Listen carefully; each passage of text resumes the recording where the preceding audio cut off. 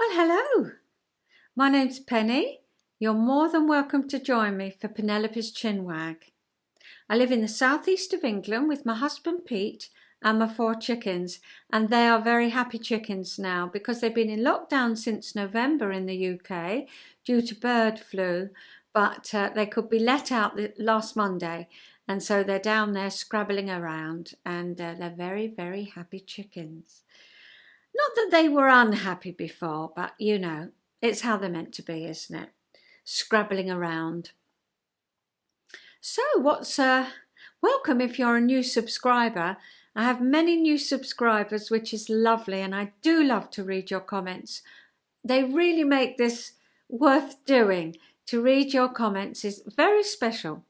And I know some of you tell me about your lives and what's going on in your world. So thank you, I appreciate that. What's going on in my world? Well, I had friends here for the last week and we had a super time. The weather was good, no rain. We were out and about doing our walks and it was super. Mind you, I was tired when they went. Chat, looking at old photos, talking about old times and talking about times now. It was lovely. So what am I going to do on this episode? Well, no cooking, no counselling. We're saving that for next week. I've got a bit of crafting and I've got a fascinating fact. Pete's done a little bit of social history or his life. Let's call it social history. It sounds much better. There's just a few reminiscences and then a little film at the end.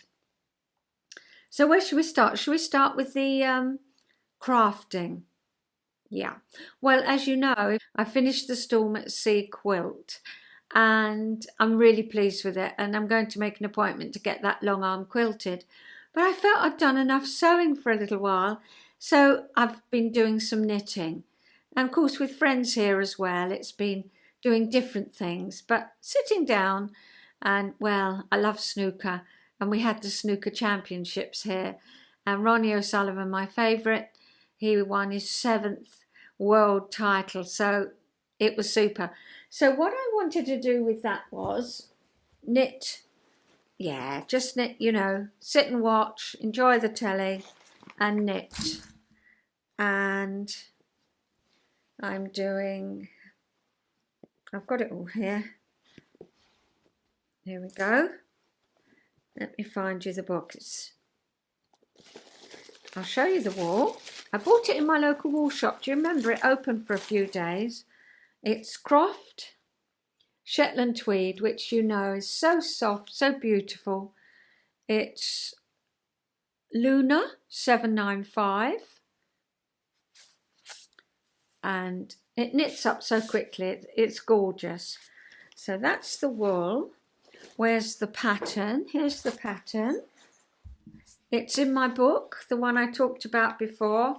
It's got so many patterns in to knit. Croc Shetland tweed.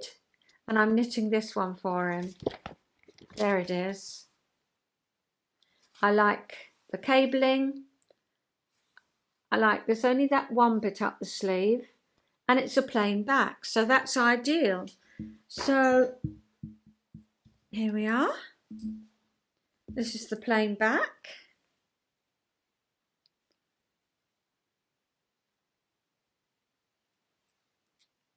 Oh, is that better light? Yeah.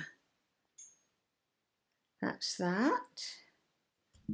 This is the sleeve. We've just got the bit of cable going up the middle. Don't want it to blaze. You know what it's like with this light. I've been in the garden to try and do it, but you couldn't see a thing. So that's the cabling. And then I'll show you the front. I'm pleased with the front. I hope it fits him. Yeah, Pete likes his food, but it's stretchy. Now, can you see this? It's got a nice bit of cable up the middle there. Cable, right the way along. If I come back here, yeah,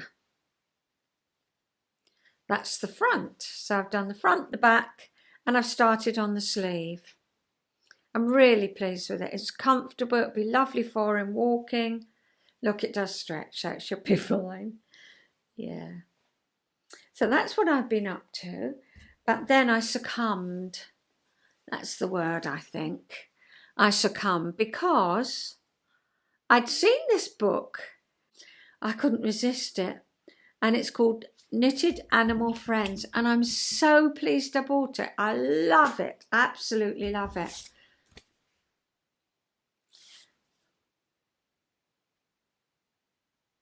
And it's create beautiful heirloom animal toys with these new patterns by Louise Crowther. 13 knitted animals, each with their own unique personality and style, and all their clothes, which are interchangeable. 13, but I like the way she says heirloom, because the patterns are second to none. You know, they're not just a little old this or that. You know, the make stitches, how you do it, it's all. I've learnt some new techniques. I really have. Very nice. And I've never knitted anything top down. And I'm knitting the little hare's dress top down and the woolly. And I'm pleased to do it, and I've loved it. So I've only recently started it. These are the abbreviations. But also at the back, she gives you her email. Not email, you know, www, yeah, W not, boobiloo dot. And if you go on that, she shows you how to make each stitch. So you can't go wrong. I mean, it's all, well, I'm late to the party. It's all knitted with sheep's wool. And wow, people have gone on about it. I've never tried it. It is gorgeous. Gorgeous. So what with the beautiful stitches, the beautiful patterns, and the beautiful wool, I am thrilled to bits. I can't put it down. So Pete's jumper's gone on the, you know, I'll do it. But at the minute, I'm just enjoying myself. Let me show you a couple of the animals. They've got a horse. They've got a cat. I particularly like the dog. His name is George. And she says, dressed for adventure. George has his pockets full of dog biscuits and a neck scarf to catch any drool if he gets too excited. He's wearing his best jeans and striped sweater, and he's ready for anything. And that's the thing with the sheep's wool. You've got every imaginable colour, but they're not hard blocks of colour. They're soft, and you can see that by his trousers. Oh, look at him. He's just gorgeous. But can you see the wool? He's got little... you can put shoes on them all. This light's a bit naughty, isn't it, today? I'm going to have to sort something out. I've come in the lounge because I couldn't go in the conservatory. Just too bright. And yet yesterday it was cloudy. I had a little chat with Pete. And we sat in the conservatory. It was lovely. But then yesterday afternoon, all the clouds went. We went out and did the little film for the end. So that's George the dog. My mum's looked, and she said that's the one I love. And we've got Dorothy the mouse. This isn't her one, but look at Dorothy the mouse.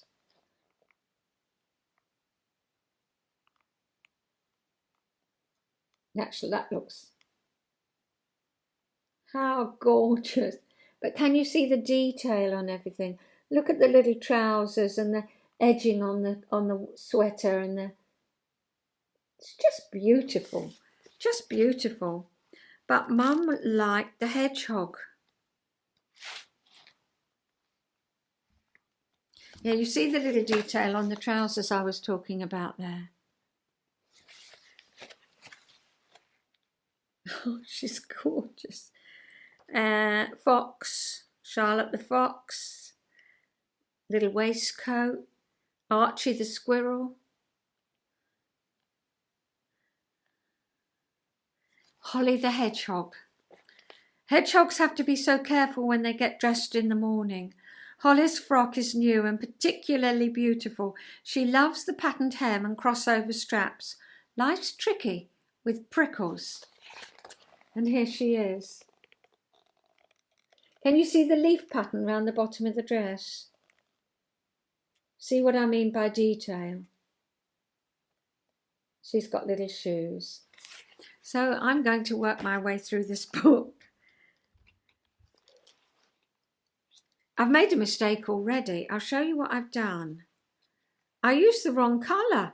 You see, wabi-sabi. For those that haven't watched before, wabi-sabi means taking joy in when things go wrong, basically. Yeah. Oh, taking joy in imperfection.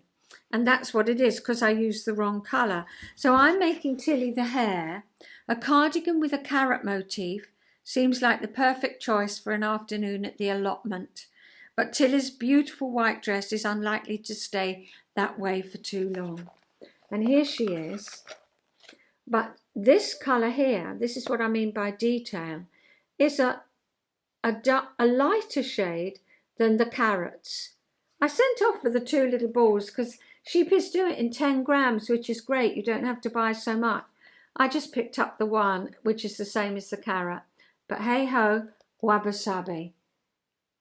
You can see the detail around the bottom of the dress and the top. Isn't she gorgeous? And the ears are white inside. I'll show you what I've done.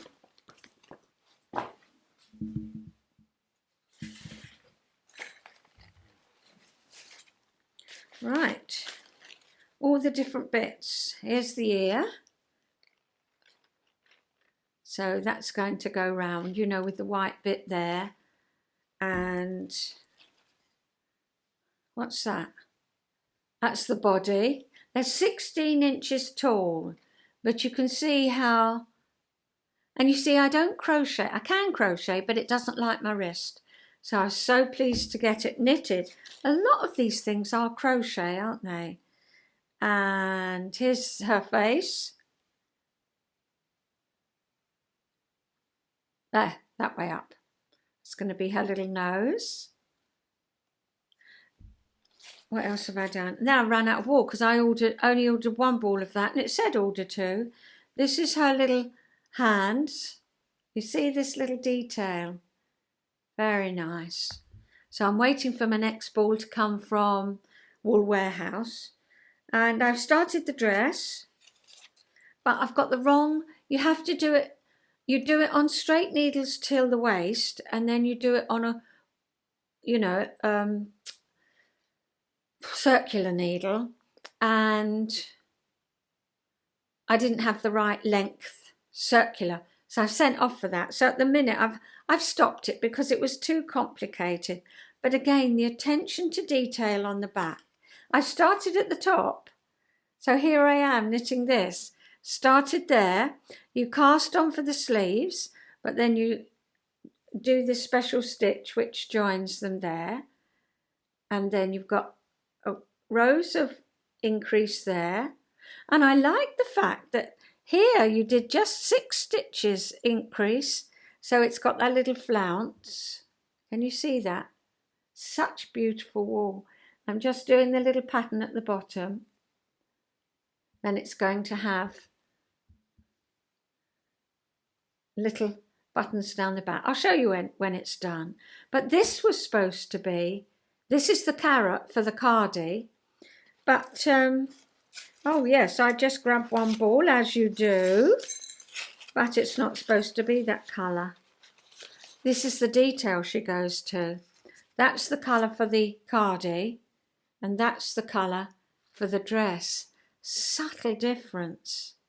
Never mind, that'll come in handy for something else because I wasn't going to undo that when I realised. It's just that little bit of difference. But I am so enjoying myself. I started the cardie yesterday because I couldn't fathom that long wire of the circular needle. I've sent off for the right length, 9 inches. And so I started the cardigan. It's in silver and we're again starting at the top. Silver, and then you've got the carrots. and a green to do round for the carrots. Let's find you the green here. It's going to be lovely. She is going to be gorgeous. And then I hope to make, well, we'll see. Let's do one thing at a time. Well, I've been chatting quite a long while. I did get you something out from the hamper. Shall I quickly show you those? Well, I'll show you one because of time. This, you know how when you say these stupid things when you're young because you don't realise? I remember going out with a lad, you know, we were only 16. We called him a boyfriend, but you know, he was just, yeah, someone I met. And I said, you know, what does your dad do for a living? I remember, what does your mum do? He said, oh, she's a tennis player. I said, a tennis player? What are you talking about? I remember saying it. And his mum was Anne Jones, who's a very famous tennis player.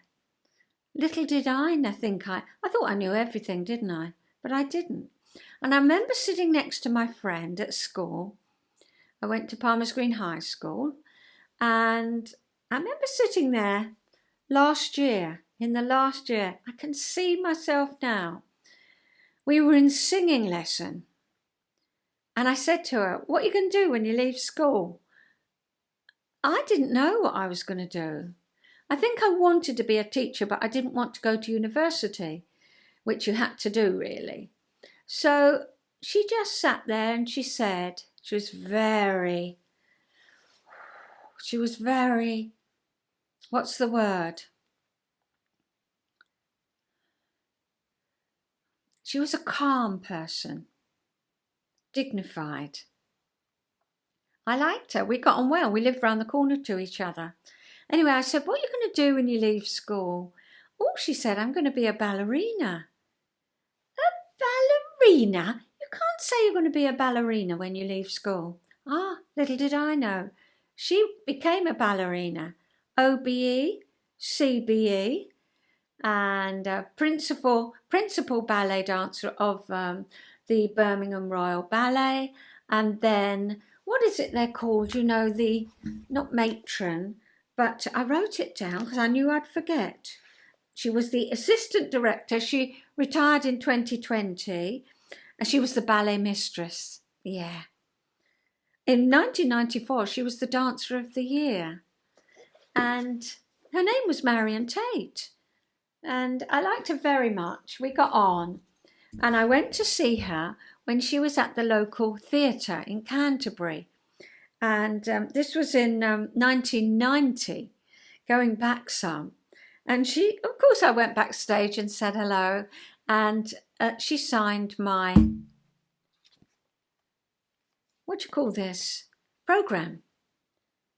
And she says, to dear Penny, the trendy one, in capital letters, with much love, Marion. Marion Tate. That's her name. Yeah, the trendy one. You see, there's me saying to her, you can't be a ballerina. Oh, she knew she could. Because she'd been training since she was little, obviously. But in 1990, she saw me as the trendy one at school. I never realised. And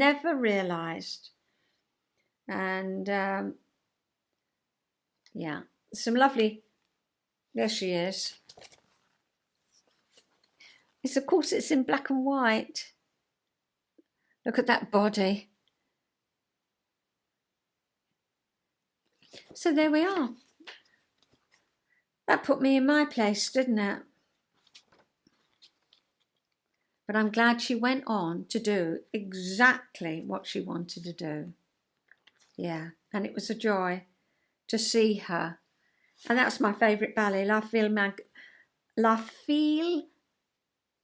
I'm hopeless at French. La Fille Malgarde. I love that ballet. Now, I want to talk about the fascinating fact, which is about the crocodile. And did you know it's got the most powerful bite than any living animal? It's amazing, isn't it? It's 3 times as hard as a lion or a tiger. And yet, It's incredibly sensitive to touch, but it's got armoured skin. How can it be incredibly sensitive to touch and yet have armoured skin? Well, Duncan Leach, well, he's the chap who's found all this out. And when I looked him up, he was born in 1984. So it's like the police, they get younger, don't they? And these scientists are getting younger as well. But anyway, he studied and found that the crocodile's jaw is covered with 1,000, not 1,000, thousands of sense organs. And each of the nerve endings comes out of a hole in the skull. This protects the nerve endings in the jaw. No, the nerve endings are in the skull, comes out through the hole, but that protects the nerves in the jaw while providing sensitivity. So the nerve endings come out here, which is all protected, but here it's so sensitive. In fact, it's so sensitive that they haven't got instruments that are sensitive enough to test the sensitivity. That's how sensitive they are. And yet, don't forget, that bite is powerful. Have you ever seen the picture, I'll put one here, of a mother crocodile carrying her little ones? Do you know what? The little ones laid in eggs under the ground, and the mother can hear them. They make noises when they're ready to hatch. She digs them up, they hatch, she pops them in her jaw, in her mouth, and then she transports them to the water. So sensitive, but the endings are up here to protect them. So here we've got in the crocodile that this guy, Duncan Leach, has studied. They've got a combination of power and sensitivity. That's amazing, isn't it? Crocodiles can grow 6 meters or 20 foot. And they really do produce tears. Have you ever did your mum ever say that to you when you were growing up? Are they crocodile tears or real tears? Have you heard that? I've heard it. But what happens is when they swallow, they take in too much air. And when they're eating, their glands, the glands that produce the tears, they interact and they get started off and they produce tears that flow just because he's taken in too much air whilst he's eating. Crocodile tears. They're fake tears. He's not really crying. It's just the glands that have produced the tears. And so we say, are they crocodile tears? Fake tears of grief. Interesting, isn't it? They can live up to 70 years and they can open their mouth in water when they're swimming along. And they're cold-blooded, which means they can go for many months without a meal. I thought that was very interesting. And I liked the fact that they've got a combination of power and sensitivity. Quite rare, isn't it? So that's my fascinating fact for this week. I hope you enjoyed it. So now it's time for Pete's piece. He just tells you a little bit about when he was young, about his school days, and then we're going to go straight into the film. We weren't quite sure what we were going to film, but he thought it was about Henry VIII. We'll do that another day. And I thought it was about the lifeboats. Of course, it turned out to be about the lifeboats. I have put the little blurb up on each of the, photos that I took of the little movie. But it's just to tell you about the lifeboat and what they did, what they accomplished many years ago. We haven't got them now. The lifeboats, the big modern ones, are in Margate and Ramsgate. I think I've done a film of the lifeboat going out. Do you remember? To the people that come across in the dinghies from France. They were rescuing them. That was quite moving, that episode. I'll put it up here, what episode it was. But that's our lifeboat in Ramsgate, and we've got one in Margate, not one in Broadstairs anymore. And yet it started out being here because the shipbuilder was in Broadstairs. That was the main industry in Broadstairs, shipbuilding. No longer like that, of course.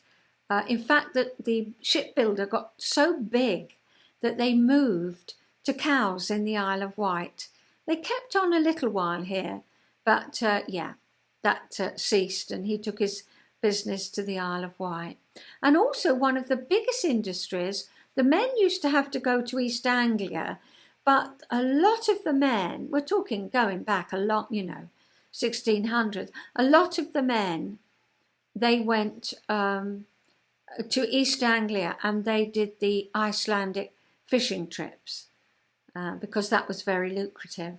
Anyway, I'll say cheerio for this week. It'll be a chat from Pete and the little film, and I'll see you next time. Thank you so much for joining me.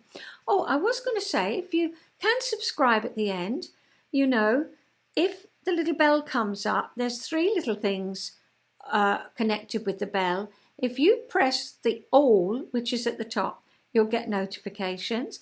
And also, if you go on my little logo, Chinwag, my little embroidery of the door, that will take you to my homepage. And there we have the playlist of all my episodes, but also a playlist of all my films. So if you just wanted to watch the films, no talking, just music, that's where to find them. I know a couple of you have asked where to find them, so I thought I'd say. So thank you very much for joining, and I'll see you next time. Have a good week. Happy crafting. Happy walking. Enjoy nature. Bye. So, Pete's come on today. He's going to do a little bit about... No, that's over the top waving. Oh, no. I said to him, say hello. I think waving's a bit over the top. Hi. Yeah, we're Pete and Penny. Yeah. Anyway, he's going to tell us a little bit about when he was a little boy. And he was living in Bowes Road, which is now a very big road and all circular in London. And when he was 5... When you were 5, you were told that, your mum and dad were told that you had to leave because they were widening the road. But they didn't widen the road until you were 55. So nothing much got done, but it's a very busy road now. They only just finished it, really. Yeah. Just a little while ago. Yeah. So you moved to Norfolk Avenue. Yeah. And what was it like in Norfolk Avenue? Oh, it was different. It was quieter for a start because no traffic, no army lorries, no gypsy caravans. Yeah, but there was a park nearby. Yeah, the park up the top of the hill. Yeah. And we were a little bit going down the hill where we lived and overlooked some allotments. Right. And did you go down the park? I went there all the time. All the time. So you're 5. Yeah. You had a couple of friends, I think. Yeah, John and David Pullinger. So we're talking about 1950. Yeah. And there you are going over the park. What happened one day? Oh, well, they had a boating pond, what they called it. Not one you could row on, but you took little boats, you made yourself. And all right. That was that. But it was about 2 foot deep. Okay. And David, I think it was David, he decided to push me in because I was trying to reach for my boat and he pushed me. Oh. And I went in and bubbled under. Oh, you haven't still got the boat? No.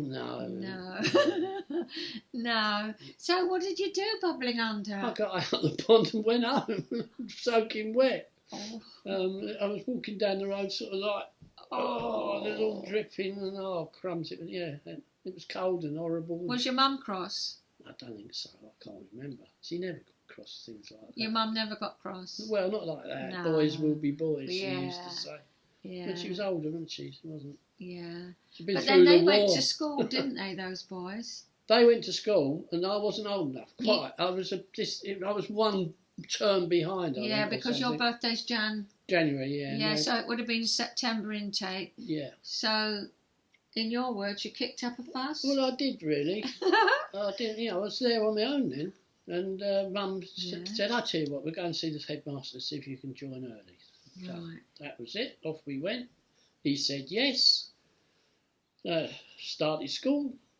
Got a keen pupil. 3 days later, had enough. Oh.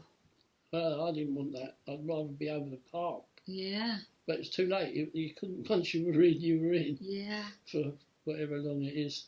Yeah. But that was the infant school. Right. Yeah. And coming home? Coming home. Oh, well, after I'd been going for a little while, I wanted to walk home by myself because it's only about a quarter of a mile away. And Mum, Why shouldn't you walk home from school yourself, age 5? I mean, let's face it. Why not? Why not? You know. You went over the park. You can come home from school. Exactly. Yeah.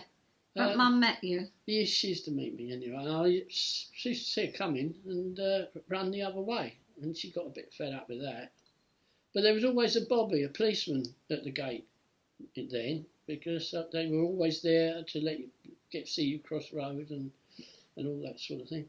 And Mum had a word with the policeman, and he stationed himself so that as soon as he saw me running, he could catch me, which he did.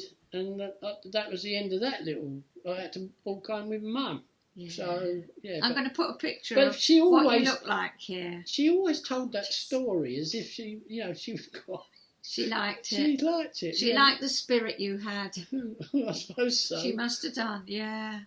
But yeah. Well, she was 42 37 when she had you, so she was 42 when she was saying to the policeman, "Will you please catch my little young boy?" Stop him running away. Yeah, but then she didn't want to stay there in that house, did she? No, because of the allotments behind. Yeah. There was a lot of flies in the summer. And they used to get them down, Your mum never liked flies, I remember that. And we had all stuff hanging up, but it was, there were just loads of them. Yeah. And so a couple of years later we moved. Yeah. But, well, it was just over a couple of years because I moved from the school I was at. Yeah. To Lordship Lane School. Right. And that was a different kettle of fish, Lordship I think Lane. Something bad happened there, didn't it? Well, the year I was there, yeah.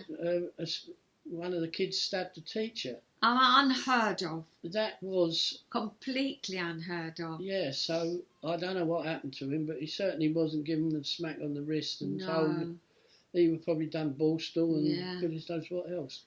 And so you moved? Yeah, but we moved to Potter's Bar. Yes, which you absolutely loved, didn't you? Yeah, it's fantastic. Yeah, and you had a big field behind your house that you were out all day. And you said it was different, having a field and having all the countryside around you was different to a park. There was a farm we used to help out on. But trees, loads of trees. Different to the park. Well, the park was just an empty, flat, football pitches, cricket pitch, this little boating pond. But it did have a slide and a monkey climb and a little roundabout thing we used to play on. I remember, especially in the winter when it was freezing cold. Yeah. Used to go up the old monkey climbs because it was like scaffolding, wasn't it? Metal, freezing. And sometimes your hands used to stick to them. And you'd go home then because you got so cold. But we still went up there, walking on the pond when it was frozen over, which it did every year, always froze over. Well, we were talking to Mum about all the winters, how cold they were. Yeah. And I've got a picture in my head, as you said that about the monkey climbs, of girls putting their legs over and hanging down. And their dresses would fall down. I never did it. But yeah, they'd sort of just balance over these bars. We can see your knickers. Not done now. Everything's not done now. And so anyway, you moved to Potter's Bar, and and I think you read the story of the oak tree, didn't you? Oh yeah. I'll put up what episode that was in because that was when you first moved there. Yeah. So we're going out for a walk now. We're going to do a little bit of filming for the film. We're not quite sure. I thought it was about lifeboats. He thought it was about Henry VIII's ship. So we'll see what comes up. Henry VIII's big ship. Yeah, so we'll say The cheerio Mary, for now. it was bigger than the Mary Rose. All right, and yeah. it came to Broadstairs. Well, I never. Yeah, So we'll there you see go. what comes from the little film. So we're off out now. Yeah, bye. Bye.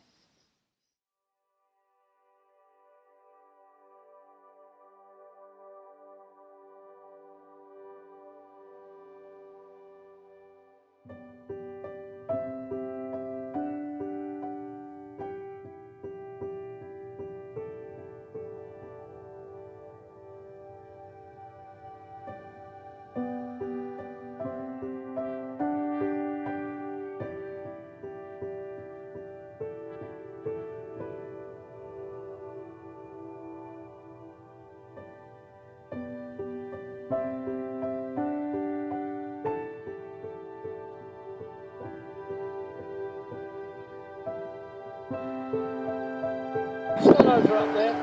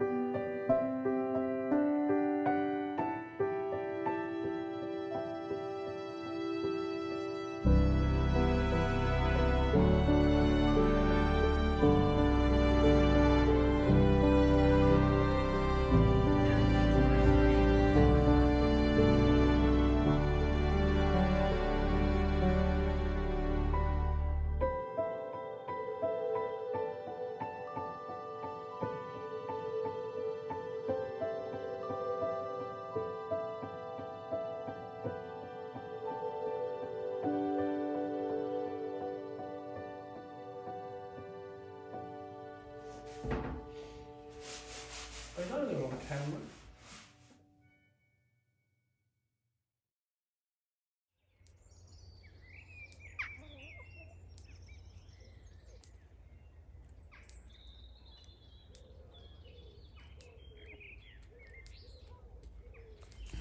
I'm pleased to be out.